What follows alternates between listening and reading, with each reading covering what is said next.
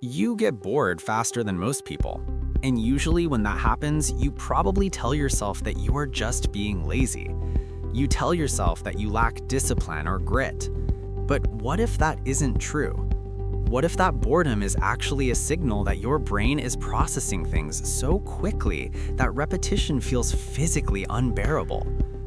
This is the distinction between laziness and what is known as bore-out. We are taught to look at a lack of motivation as a moral failure, but for a specific type of mind, it is actually a metabolic failure. Your brain isn't refusing to work, it is starving for complexity. Think about how you operate.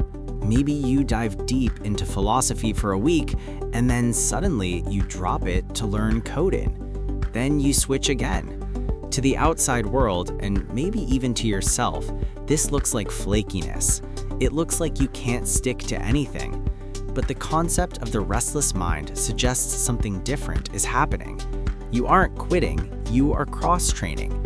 Just like an athlete might mix cardio with weightlifting to build a complete physical system, your brain jumps between topics to build a complete cognitive system.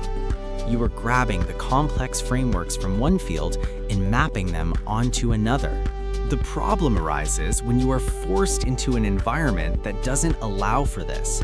When you are forced to repeat tasks you have already mastered, your high-speed processing has nowhere to go. It spins out. That is why it feels unbearable. So if you are sitting there feeling frustrated, wondering why you can't just settle down and do the simple work like everyone else, stop fighting your own nature. You don't need to force yourself to accept boredom. You need to recognize that your brain is hunting for a challenge. You are not lazy. You are just ready for the next level of complexity. Feed that hunger.